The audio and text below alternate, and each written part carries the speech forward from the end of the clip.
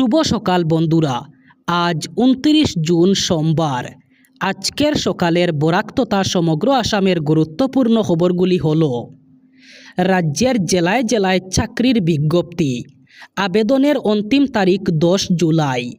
রাজ্যে লাখ লাখ বেকার যুবক যুবতীদের জন্য এসে গেল ভালো খবর। প্রতিটি জেলায় বিভিন্ন পদে পৃথক পৃথক সরকারি পদে বিজ্ঞপ্তি জারি করা হয়েছে। সিডব্লিউসি এবং জেজেবি পদের জন্য আবেদন করা যাবে। আবেদনের শেষ তারিখ আগামী 10 জুলাই হিসাবে নির্ধারণ করা হয়েছে। ম্যাট্রিক উত্তীর্ণ অথবা স্নাতকোত্তর উত্তীর্ণ হলেই আবেদন করতে পারবেন। রাজ্য সরকারের অধীনস্থ শিশু সুরক্ষা সমিতিতে পদ খালি রয়েছে। ওইসব পদে পূরণ করা হবে খালি পদ। এর জন্য ইতিমধ্যেই বিজ্ঞপ্তি জারি করা হয়েছে। আবেদন করা যাবে আগামী 10 জুলাই পর্যন্ত। 31 ডিসেম্বর অন্তিম তারিখ। রাজ্যের লাখ লাখ রেশন দোকানিদের জন্য এসে গেল ভালো খবর। চলতি বছরের 31 ডিসেম্বর পর্যন্ত বৃদ্ধি করা হয়েছে সময়সীমা। রেশন দোকানিদের স্বস্তি দিয়ে বড় ঘোষণা মুখ্যমন্ত্রী ডক্টর হিমন্ত বিশ্ব শর্মার। রেশন দোকানের লাইসেন্স নবীকরণ করার সময় আগামী 31 ডিসেম্বর পর্যন্ত বৃদ্ধি করা হয়েছে। সুলভ মূল্যের দোকানের লাইসেন্স অথবা অনুজ্ঞাপত্রের বৈধতা তারিখের সম্প্রসারণ করা হয়েছে। এবার লাইসেন্স নবীকরণ 2026 সালের 31 ডিসেম্বর পর্যন্ত করা যাবে। পান অথবা গুটখা খেয়ে রাস্তায় পিক ফেললেই সাবধান। রাজপথে গুটখা অথবা পানের পিক ফেললেই এবার জরিমানা করা হবে 5,000 টাকা। সেই সাথে জনবহুল এলাকায় প্রস্রাব করলে 500 টাকা পর্যন্ত জরিমানা করা হবে। রাজ্যে খুব শীঘ্রই শুরু হচ্ছে কঠোর নিয়ম। খুব শীঘ্রই রাজ্যে এমন নিয়ম জারি হতে চলেছে, যার মাধ্যমে গুটখা অথবা পান খেয়ে রাজপথে পিক ফেললেই 5,000 টাকা জরিমানা করা হবে। সেই সাথে জনবহুল এলাকায় প্রস্রাব করলে 100 থেকে 500 টাকা পর্যন্ত জরিমানা। আগামী মাসেই আনুষ্ঠানিকভাবে বিজ্ঞপ্তি প্রকাশ করবে প্রশাসন। প্রথম পর্যায়ে গৌহাটির বিভিন্ন এলাকায় এই নতুন নির্দেশিকা জারি করা হবে এবং আগত সময়ে রাজ্যের প্রতিটি জেলায় প্রযোজ্য হবে এই আইন। এই আইনে জেলা প্রশাসককে কৃতিত্ব দেওয়া হবে বলে জানা গেছে। ক্ষুদ্র চা চাষিদের সরকারি বিভিন্ন প্রকল্পের সুবিধার আওতায় আনতে ফার্মার আইডি চালু করছে অসম সরকার। এই উদ্যোগের মাধ্যমে চা ও প্লান্টেশন শ্রেণীর জমিকে রাজ্যের ফার্মার্স রেজিস্ট্রি পোর্টালে অন্তর্ভুক্ত করা হয়েছে। মুখ্যমন্ত্রী হিমন্ত বিশ্ব শর্মা বলেন, এই পদক্ষেপ অসমের ক্ষুদ্র চা চাষিদের জন্য একটি যুগান্তকারী উদ্যোগ। ফার্মার আইডির মাধ্যমে তারা সার, সরকারি ভর্তুকি, কৃষি সংক্রান্ত বিভিন্ন প্রকল্পের সুবিধা এবং অন্যান্য সরকারি পরিষেবা একটি ডিজিটাল প্ল্যাটফর্ম থেকেই পাবেন। পাশাপাশি সহজ শর্তে প্রাতিষ্ঠানিক ঋণ পাওয়ার সুযোগ তৈরি হবে এবং মধ্যস্বত্বভোগীদের দৌরাত্ম্য কমবে। কৃষিমন্ত্রী পীযূষ হাজারিকা বলেন, বর্তমানে রাজ্যের মোট চা উৎপাদনের প্রায় অর্ধেকই আসে ক্ষুদ্র চা চাষিদের কাছ থেকে। সরকারের লক্ষ্য, রাজ্যের প্রতিটি যোগ্য ক্ষুদ্র চা চাষিকে এই ডিজিটাল ব্যবস্থার আওতায় এনে তাদের প্রাপ্ত সুবিধা নিশ্চিত করা। অসমে গণবণ্টন ব্যবস্থায় বড়সড় আর্থিক দুর্নীতির অভিযোগ। রাজ্যে আর্থিক দিক থেকে অনগ্রসরদের জন্য সরকারি ভর্তুকিতে বরাদ্দ করা প্রায় 31,000 মেট্রিক টন চাল বেআইনিভাবে বিক্রি করা হয়েছে। এই চালের বাজার মূল্য প্রায় 143 কোটি টাকা।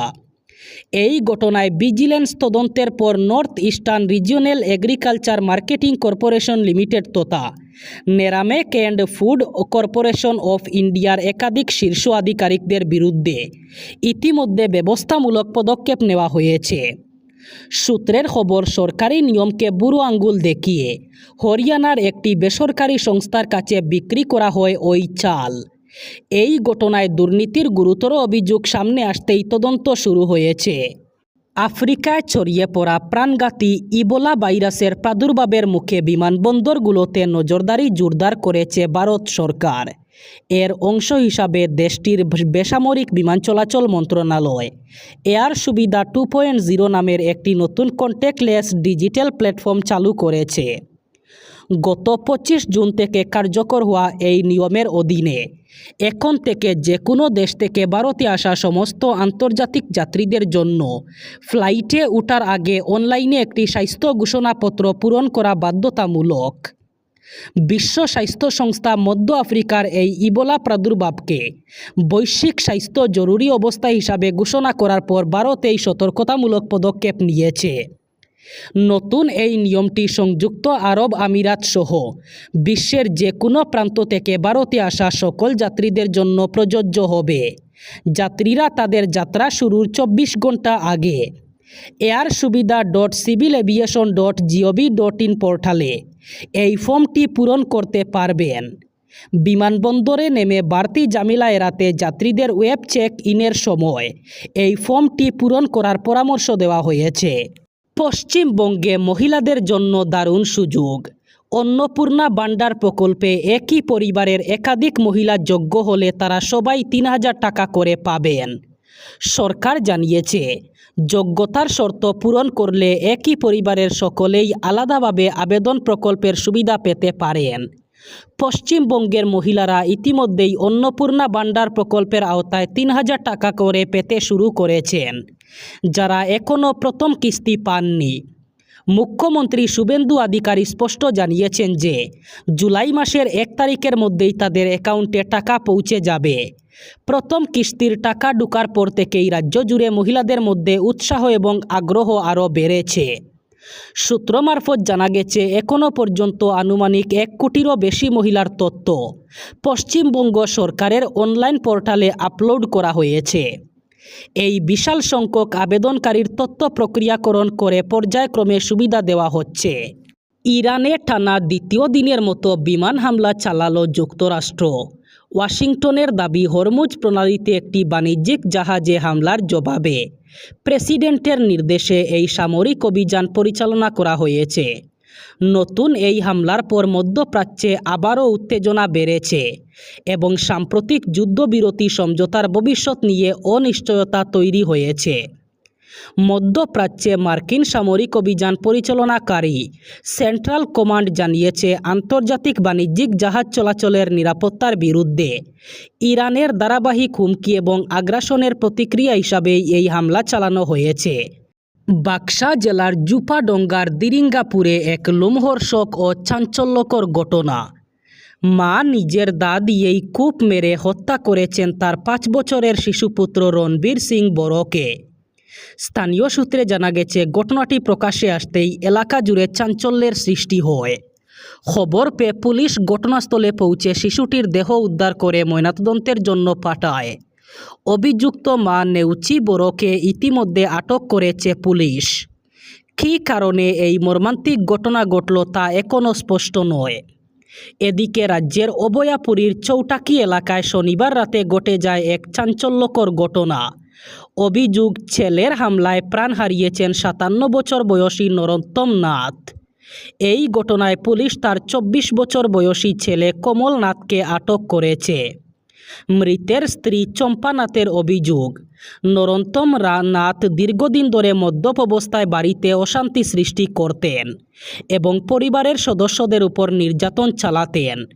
মদ্যপানকে কেন্দ্র করে হওয়া বিবাদের জেরেই এই মর্মান্তিক ঘটনার সূত্রপাত বলে দাবি তার। এবার বরাক উপত্যকার 3 জেলার আজকের আবহাওয়ার খবর।